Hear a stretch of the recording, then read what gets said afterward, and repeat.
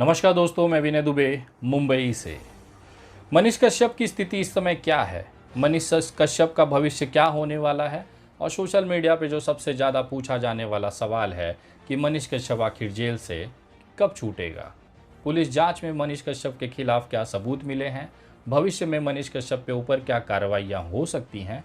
ये सारे सवालों के जवाब आपको इस वीडियो में देखने के लिए मिल जाएंगे। लेकिन शुरुआत करेंगे उस कांड से जिसकी वजह से मनीष कश्यप का नाम चर्चा में आया। तमिलनाडु में बिहारियों के ऊपर हो रहे अत्याचार और फर्जी वीडियो कांड के अंदर मनीष कश्यप का चेहरा सबके सामने आया। लेकिन बात यह भी सही है, मनीष कश्यप तो केवल एक नमूना है, एक चेहरा है। असली मास्टरमाइंड अभी भी पर्दे के पीछे कहीं गायब है। भारतीय जनता पार्टी ने जिस तरह से मनीष कश्यप का इस्तेमाल किया, अपने कृत्यों को छुपाने के लिए मनीष कश्यप की बलि दी, वो किसी से छिपा नहीं है। लेकिन हालात ये हैं कि मनीष कश्यप आज बेऊर जेल में बिलबिलाता हुआ नजर आ रहा है। पहले दिन की रिमांड से लेकर अभी तक लगातार पुलिस अधिकारियों को पैर पकड़ना, प्रार्थना करना और अपने ऊपर दया की भीख मांगता हुआ ये इंसान दिखाई दे रहा है। लेकिन सबसे बड़े सवाल ये थे कि आखिर मनीष कश्यप ने ये सारी चीज़ें की क्यों? दो बड़े सवाल आज भी इस चीज़ को लेकर प्रश्न चिन्ह खड़ा करते हैं। पहला, अगर मनीष कश्यप ने कोई गलत कार्य नहीं किया था, मनीष कश्यप तमिलनाडु के अंदर बिहारियों को मारपीट की असलियत को दिखाने की कोशिश कर रहा था, मनीष कश्यप के अंदर कोई चोर नहीं था, तो वो बिहार छोड़कर भागा क्यों? आखिर पुलिस को क्यों कुर्की करनी पड़ी और बाद में मनीष कश्यप को सरेंडर करना पड़ा? लेकिन दूसरा सबसे बड़ा चौंकाने वाला तथ्य यह है कि अभी तक मनीष कश्यप ने अपना फ़ोन, अपना मोबाइल पुलिस के हवाले नहीं किया है। वो लगातार रिमांड के दौरान पुलिस को गुमराह करता रहा। वो बताता रहा कि उसका फ़ोन नोएडा के ऑफिस पे है, वहाँ के घरों में है। पुलिस ने जब छापेमारी की तो वहाँ पर उनको कोई भी मोबाइल नहीं मिला। लेकिन बड़ा सवाल ये था कि मनीष कश्यप ने आखिर पुलिस से अपना मोबाइल क्यों छुपाया हुआ है? अभी भी आज तक की जो सूचना आई है उसमें अभी तक मोबाइल को बराबंद नहीं किया गया है। देश ये जानना चाहता है, ख़ासतौर पर बिहार के वो लोग जानना चाहते हैं जो मनीष कश्यप को समर्थन करते हैं कि मनीष भैया ने तो कुछ गलत किया नहीं है। मनीष भैया बिहारियों की आवाज़ थे, मनीष भैया मजदूरों की आवाज़ थे। तमिलनाडु के अत्याचारों के खिलाफ इकलौता ये इंसान खड़ा रहा। तो मेरे भैया एक बात बताओ, जब इतना सारा अच्छा पुण्य का काम किए हो तो मोबाइल छुपाने की ज़रूरत क्या है? मोबाइल में से कौन से राज हैं जो मनीष कश्यप पुलिस के हत्थे नहीं चढ़ने देना चाहता? यही सबसे बड़ा चोर के दाढ़ी में तिनका वाला सवाल है। आखिर मनीष कश्यप इतना अच्छा था, सारे लोगों की भले की बात करता था, मजदूरों की आवाज़ उठा रहा था, तमिलनाडु की हकीकत को देश तक पहुंचाया, तो बिहार छोड़कर भागना, मोबाइल छुपाना और इसके अकाउंटों में इस तरह के आर्थिक लेन देन करना, ये कहीं ना कहीं संदेह पैदा करता है कि क्या वाकई में तमिलनाडु और बिहार के लोगों की लाशें बिछाकर ये अपनी टीआरपी और राजनीति चमका रहा था? क्योंकि पुलिस जांच में जो चीज़ें सामने आई हैं वो चौंकाने वाली हैं। बहुत सारे लोगों को पता ही नहीं है कि पुलिस की जांच में मनीष कश्यप के खिलाफ क्या क्या तथ्य मिले। जब मनीष कश्यप के कार्यालय पर छापा मारा गया तो वहाँ पर से कुछ डायरियाँ मिली, कुछ ऐसे हार्ड डिस्क मिले, कुछ मेमोरी कार्ड्स मिली। जब उसे खंगाला गया तो उसमें यह स्पष्ट हो गया कि आर्टिफिशियल तरीके से, कृत्रिम तरीके से मजदूरों के लिए एक पूरा प्रोपोगेंडा तैयार करने के लिए वीडियो रिकॉर्डिंग्स और पूरी चीज़ों का अरेंजमेंट मनीष कश्यप कर रहा था। इस पूरी प्रक्रिया में एक साथी इसका बड़ा योगदान दे रहा था। उसका नाम था नागेश कश्यप उर्फ नागेश सम्राट। जी हाँ, ये वही अपराधी है जो लगातार अलग अलग कृत्यों में जेल जा चुका है। चाहे कश्मीर के लोगों की पिटाई का मसला हो, उस समय भी ये जेल गया था। चाहे सीए एनआरसी के दौरान जो सीए प्रोटेस्टर थे, जो मुस्लिम लोग थे, उनके ऊपर अंधाधुंध गोलियां इस इंसान ने चलाई, जिसमें कि एक व्यक्ति की जान चली गई, एक व्यक्ति को गोली लगी थी, वो अपना इलाज करा रहा है। उस जुर्म में भी नागेश सम्राट जेल गया था। तो ऐसे धुरंधरी लोगों का पूरा ग्रुप है, तो ऐसी चीज़ें होनी लाजमी है। इन दोनों ने मिलकर ये पूरा षड्यंत्र रचा। पुलिस को ये पता चला कि इनके कंपनी में, सच तक न्यूज़ में, जो कर्मचारी 8 से 10 हज़ार रुपये की नौकरी पे काम कर रहे थे, उनके अकाउंटों में, पर्सनल अकाउंटों में, सेविंग अकाउंटों में लाखों रुपए भेजे गए और वापस कैश विड्रॉ कर लिया गया। ये क्यों किया गया? इन्होंने अपनी कंपनी को हमेशा से लॉस में दिखाया और सैलरी 40-40 लाख रुपए तक ली। कहीं ना कहीं टैक्स बचाना, लोगों को गुमराह करना, जो भोले भाले कर्मचारी थे उनके अकाउंटों में पैसा डालकर उनको भी आर्थिक अपराध में संलिप्त करना, ये सारी चीज़ें इसके बैंक अकाउंटों से मिली हैं। इनके एक दूसरे डायरेक्टर हैं मनी द्विवेदी जी, जो उनको भी अभी 2 दिन पहले ही गिरफ्तार किया गया है। उनके अकाउंटों, उनके बैंक की डायरियाँ और सारी चीज़ें खंगाली जा रही हैं। बहुत सारे ऐसे आर्थिक अपराध इनके अकाउंटों में मिले हैं। सबसे बड़ा अपराध था टैक्स चोरी का। इनके बैंक अकाउंटों में ये पता चला है कि सन 2021 के बाद से इन्होंने कोई भी इनकम टैक्स का आयकर नहीं भरा है। न इनकी कंपनी का बैलेंस शीट जमा किया गया है, न ये बताया गया है कि इनके पास कितने पैसे आए हैं, वो पैसे किस सोर्स से आए हैं और कहाँ पे इन्होंने खर्चा किया है। एक डायरी मिली है जिसमें बहुत सारे कोचिंग संस्थानों के लेन देन की एंट्री रखी गई है। लाखों रुपए का हिसाब उसमें बेनामी है। बेनामी मतलब समझते हैं ना, काला धन। जो इंसान लगातार अपने वीडियो में भ्रष्टाचार मिटाने, लोगों को एकदम बढ़िया राष्ट्र बनाने, बिहार को नंबर 1 बनाने की बात करता था, दरअसल वो एक आयकर चोर है। इस इंसान ने अपने खुद की आयकर नहीं भरी, कंपनी को टैक्स चोरी की और अपनी कंपनी को लॉस में दिखा के सरकार के राजस्व को भी चूना लगाया, जो कि एक बहुत बड़ा देशद्रोही अपराध है। आपके पास पैसे थे, आपके पास नाम था, आपके पास समाज में एक सम्मान था, उसके बावजूद भी एक ऐसी भूख थी जो इनकी मिट नहीं रही थी, वो थी नेतागिरी चमकाने की। शायद यही कारण था कि तमिलनाडु और बिहार के लोगों को आपस में लड़ाकर, उनकी हत्याएं करवाकर, उनकी हमला कराकर देश को अस्थिर करने का प्रयास था। बिहारी लोगों को अन्य राज्यों में भी पिटवाने का उनका जो मकसद था, वो कहीं ना कहीं समय रहते संभाल लिया गया। तमिलनाडु में शुरू हुआ ये विवाद महाराष्ट्र और गुजरात तक पहुंचता। उसके बाद यहाँ पे जो बिहारी मजदूर हैं, उनके साथ भी हिंसा की होने की संभावनाएं मना नहीं की जा सकती। लेकिन अब सारा चीज़ हो गया है।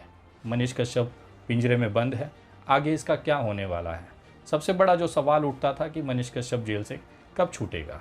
तो आपको याद होगा, जब बेतिया में एक प्रकरण में, लोकल एफआईआर के प्रकरण में, जब इसके घर को कुर्ग किया गया, उस समय जगदीशपुर ओपी थाने में ये बंदा हाजिर होकर अपने आप को सरेंडर करता है।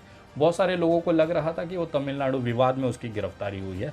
दरअसल वो बेतिया के एक छोटे से केस के अंदर, जिसमें वो फरार चल रहा था, जमानत उसकी खारिज हो चुकी थी, उसके बावजूद ये पुलिस की गिरफ्त से दूर था।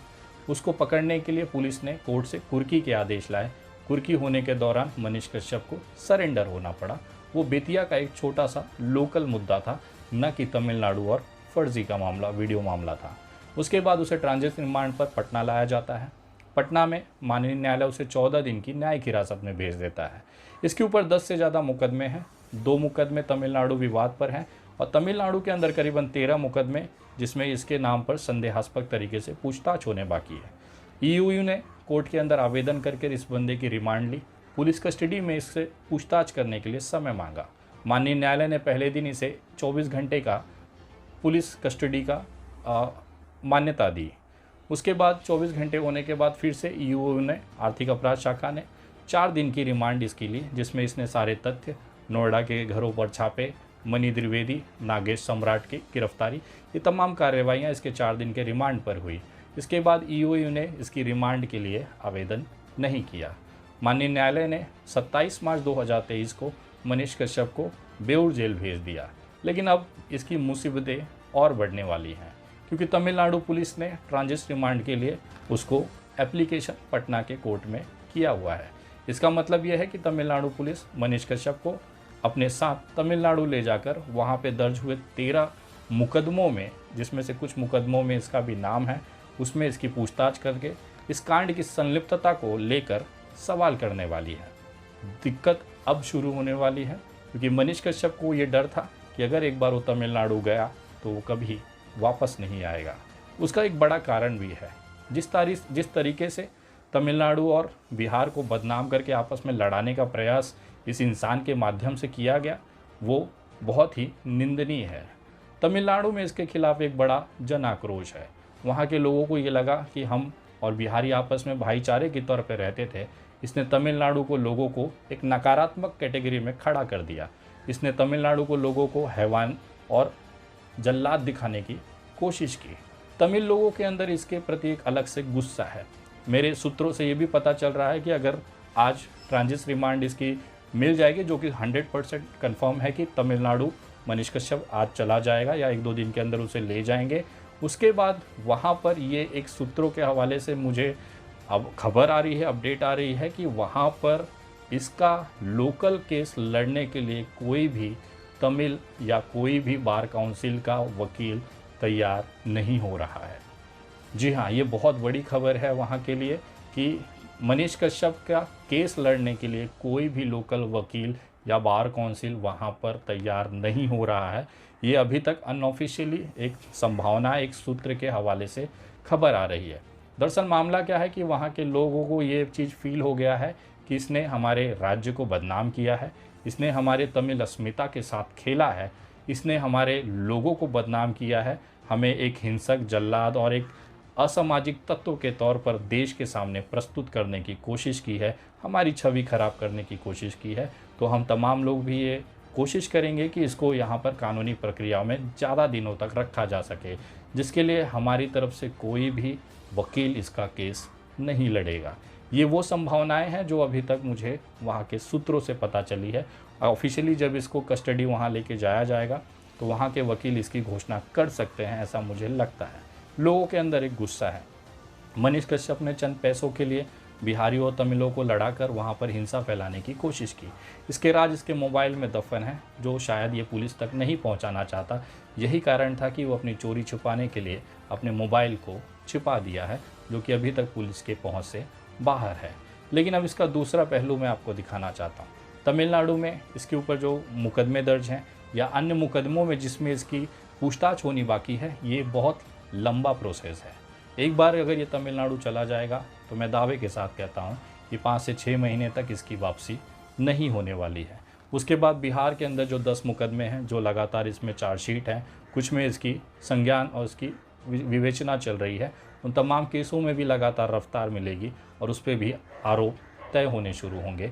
लेकिन इन सारी चीज़ों के बीच में मामला ये है कि इसको जमानत नहीं मिलने वाली है। 10 में से अगर 9 केसों में भी इसको जमानत मिल जाए और अगर एक में नहीं मिल रही है तो भी ये लगातार कुछ दिनों तक या पूरे ट्रायल तक जेल में रहने वाला है। इसका भविष्य जो है अब जेल की अंधकार कोठियों में है। जो ये कहता था कि 180 दिन में मैं सरकार गिरा दूंगा, अब मुझे ये नहीं लग रहा है कि 180 दिन में ये बाहर भी आ सकेगा। लेकिन तमिलनाडु के हालात बहुत ही गंभीर हैं, दयनीय होने वाले हैं। एक तो लोगों को उसके प्रति गुस्सा, दूसरा वहाँ की अस्मिता का सवाल लेकर इसने जो एक बड़ा सवाल तमिलनाडु पे खड़ा किया है, उसका भी एक गुस्सा लोग अपनी तरफ से इस पर निकालेंगे। सारी यंत्रणाएं तमिलनाडु की तमिलों की है, जज, लोकल पुलिस, वहाँ के स्थानिक लोग, ये तमाम मिलकर इसे कोशिश करेंगे कि मनीष कश्यप को कड़ी से कड़ी सज़ा दी जाए। दूसरा, वहाँ पर भाषीय जो अंतर है उसको लेकर भी एक टकराव हमेशा से रहा है, चाहे महाराष्ट्र हो, चाहे गुजरात हो, चाहे तमिलनाडु हो, चाहे साउथ का कोई इलाका हो। वहाँ पर हिंदी भाषी को लेकर एक अलग से परसेप्शन बनाया गया है, उसका भी एक खामियाजा मनीष कश्यप को भुगतना पड़ेगा। लेकिन ये सारे दौर के दौरान ये सारा किया हुआ, इसका बोया हुआ वही खेती है जो ये काट रहा है। आप लोगों को याद होगा आर्यन मामले में, जो कि शाहरुख खान का लड़का है, उसको फर्जी ड्रग्स मामले में गिरफ्तार किया गया था। ये अपना माइक और तामझाम लेके मुंबई पहुंच गया। शाहरुख खान के घर के बाहर बड़ी बड़ी बकचोदी ये कर रहा था। ये कह रहा था कि अब आर्यन खान को सड़ा दिया जाएगा, मन्नत बिकने की कगार पे होगी और शाहरुख खान कटोरा लेकर भीख मांगेगा। आज चीज़ें पलट गई। उस दौरान जब आर्यन खान को जेल में रखा गया, करीबन महीने भर वो जेल में रहा। एक वीडियो या एक ऐसी फ़ोटो मीडिया के सामने नहीं आई कि जब आर्यन खान रोता हुआ दिख रहा था। लेकिन मनीष कश्यप के हालात ये हैं कि पहले दिन जैसे ही उसे पुलिस की गाड़ी में बिठाया जाता है, वो रोता हुआ दिखाई देता है। कहीं ना कहीं ये जो ऊपर वाले की लाठी है, उसका पहला डंडा इसके ऊपर चला है।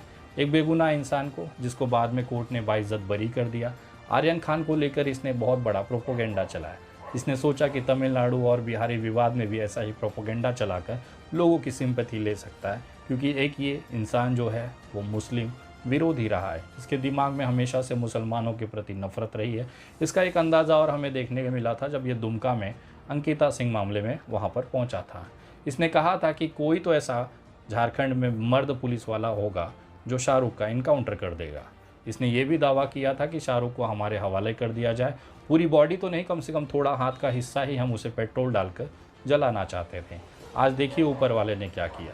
जिस शाहरुख को लेकर ये इतना बड़ा वहाँ पर माहौल तैयार कर रहा था, आज कोर्ट के अंदर उसके प्रति शाहरुख के खिलाफ एक भी चश्मदीद गवाह नहीं बना। शाहरुख का आज हालात है कि उसको जमानत के लिए अब वो आवेदन करके बहुत जल्द जेल से बाहर आ सकता है। किसी भी पुलिस जांच में उसके खिलाफ कोई भी तथ्य, उसके खिलाफ कोई भी चश्मदीद गवाह नहीं मिला है। आज उसका जो फ़ायदा है वो शाहरुख को मिल रहा है। लेकिन जिसने शाहरुख को जलाने की बात की, इनकाउंटर की बात की, आज वो खुद पुलिस की गिरफ्त में है और तमिलनाडु पुलिस से बचने के लिए भगवान से प्रार्थना कर रहा है।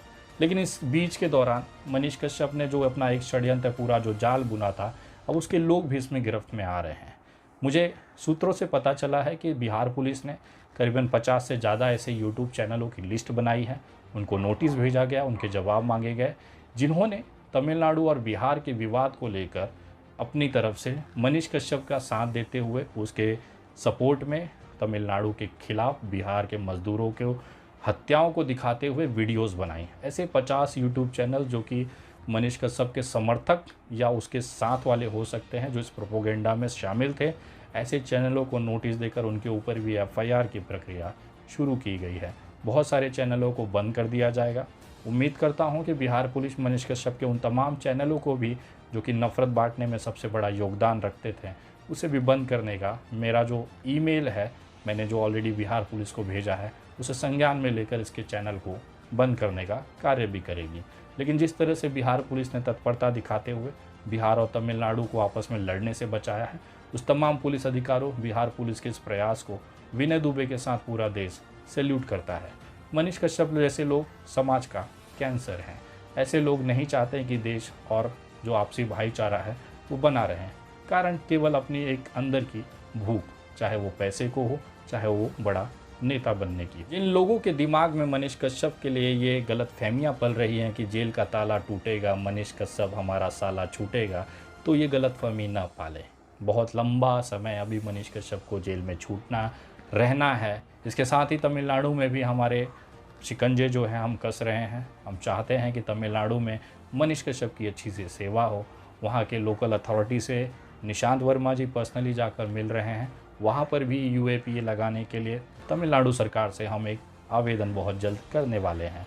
लेकिन एक सारी चीज़ों के बीच में मैं बताना चाहता हूँ, आप नफ़रत फैलाते रहिए, हम आपके पीछे डंडा करते रहेंगे, क्योंकि हमारे पास संविधान की ताकत है और तुम्हारे पास जिसकी ताकत है वो बुरे वक्त में तुम्हारा साथ छोड़कर भाग जाता है। यही उसका इतिहास रहा है, चाहे अंग्रेज़ों के ज़माने से 2023 तक उठा कर देख लीजिए। अगली वीडियो बहुत जल्द। बहुत जानकारी आपको सही लगी हो तो इसे शेयर करें, बिहार के हर मोबाइल तक ज़रूर पहुंचाएं। कुछ लोगों को गलतफहमी है कि मनीष कश्यप एक बहुत अच्छा इंसान है, लोगों की आवाज़ उठाता है, तो वो अपना भ्रम इससे दूर कर सकते हैं।